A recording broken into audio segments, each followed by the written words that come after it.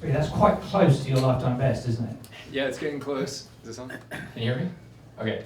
Yeah, it's getting close. Yeah, when I looked it up, it looks like I haven't run a 1500 in about an 800 in about 6 years. And it was at a dual meet in college. So that PR is probably a little outdated, but yeah, we're coming through quick. I'm a 5K, 10K boy, so gonna get the legs moving a little bit and see if I can, wind it up with these guys. How has your winter been so far? Paris must have been absolute career high for you, then a break, and then has everything been smooth since then? Yeah, Paris, that was a dream come true in a lot of ways, and the dream came true twice. And afterwards, I was completely fried. I was just mentally, emotionally just cooked. There's so much build into an Olympic year that afterwards, whether it goes well or it goes poorly, you're so tired.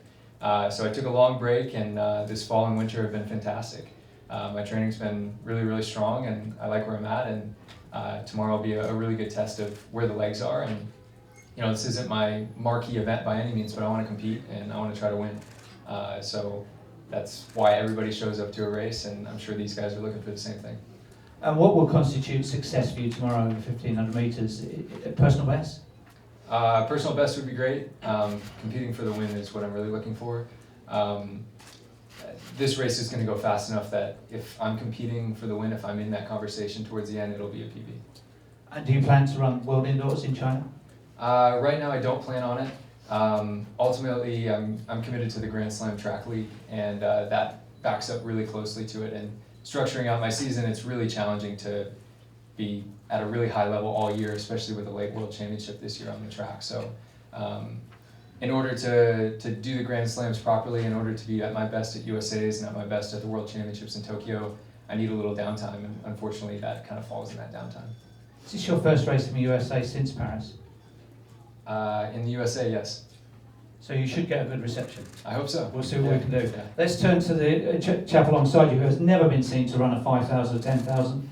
I want to read you the competitive record of somebody that's been coming to this event since 2017. Third, second, fourth, second. God loves a trier, doesn't he?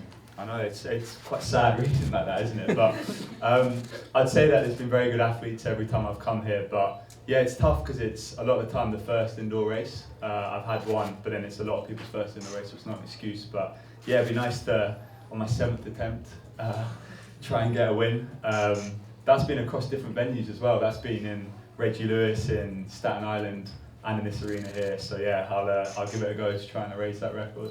And this is a fast track. I mean, you've raced here once or twice now. It's quick, isn't it? Not as quick as BU, perhaps, but quick. I can't compare, but I think I missed the very first time it was at this track, and I saw how quick the races went, and I got to experience it last year. And compared to some of the tracks we have in the UK, it's amazing. Like, it carries you so much better around the bends, and just feels like very, very smooth to run on. So it's always nice to come in and race. And off the back of this, Grant has said that he'll head towards the distance option at the Grand Slam Athletics, 5,000s and 10,000s championships. You've got a 1,000 metre record attempt at the Keeley Classic lined up after this. Yeah, it's exciting because I feel like that's the event where if I could choose a distance, that would be probably the one. If I could make it an Olympic event, it would be the one I'd probably go for. But yeah, it's a different season. Normally I kind of use this indoor season to go for 3Ks and use a little bit of the season as like aerobic base, whereas because I haven't been to a champs for so long, and the indoor season kind of falls at a nice time with a late outdoors, so it's a chance to hopefully try and run a standard tomorrow, and then be able to go to champs, and then be able to hopefully go to the big champs after. So a K fits nicely in getting ready for trials for me. Well, speaking of somebody that likes a kilometre, the new American record holder, Josh. If you're only as good as your last race, you're in pretty good form at the moment. Thank you. What are you hoping for tomorrow? What would constitute success for you at your new level? Yeah, this is going to be the first fast 1500 that I've really ever run, so I'm looking forward to kind of going out in the hot pace and kind of echoing what Grant said, competing for the win. So if I'm anywhere close with 100 meters to go, that'll be a success, but of course I'd like to cross the line first. So. It's a relatively rare thing for an athlete to be place-made by his brother at record attempts. The Ingebrigtsens have done it in the past. We think you can go back years. Jorge Torres is another. But you were place-made by your brother for the 1,000-metre record. He's place-making tomorrow. It's a novelty for everybody else. You must be quite used to that sort of scenario. Yeah, I mean, we train a lot together in practice. We kind of coordinate who leads reps between my older brother and younger brother. And just going back to that K race a couple weeks ago, I said to Jonah, I'm like, hey, if you get me to 600 meters, I'll get the record. So we didn't have quite the same conversation this time, but it's like I just feel like running behind Jonah just gives me hope, because like as brothers, we've kind of been through a lot together these past like 6 years, kind of overcoming adversity. So I just feel like this is representative of all the overcoming and hard work we've put in. So I'm excited. And what are your plans? Full indoor season? World indoors?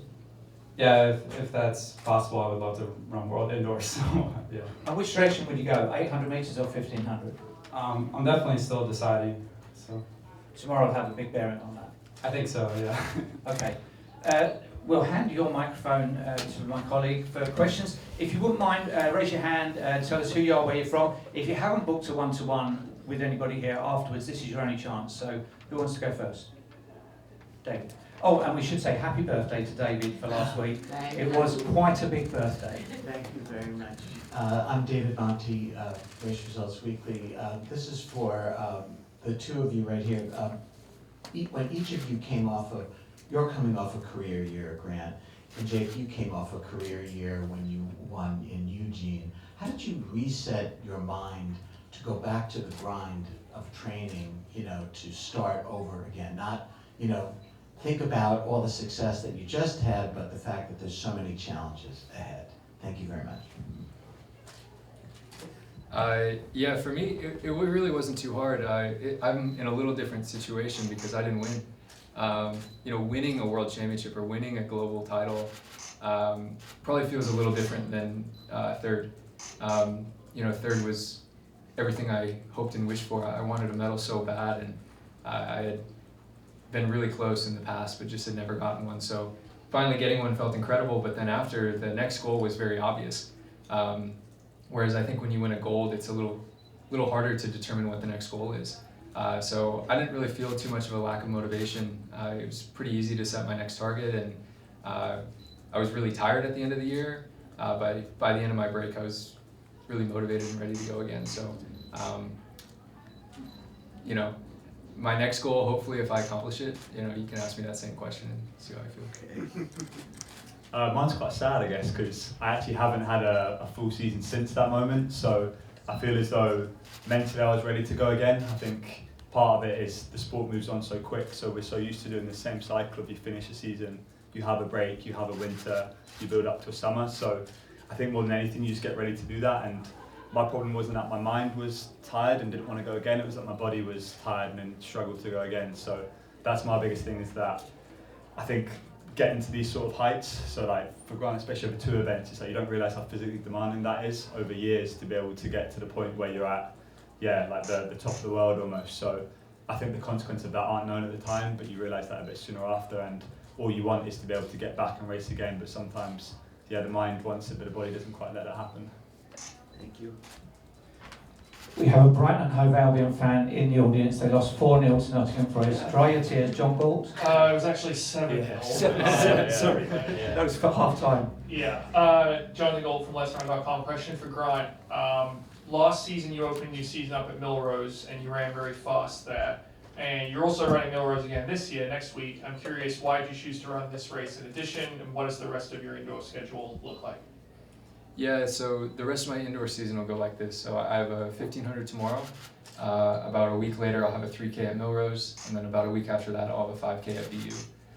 And that'll most likely be the end of my indoor season. So I'll go 3 back-to-back weekends, kind of short and sweet, and then a little downtime, get ready for Grand Slam. The thought process behind going 1500 before 3K this year, really to just switch things up, try something new,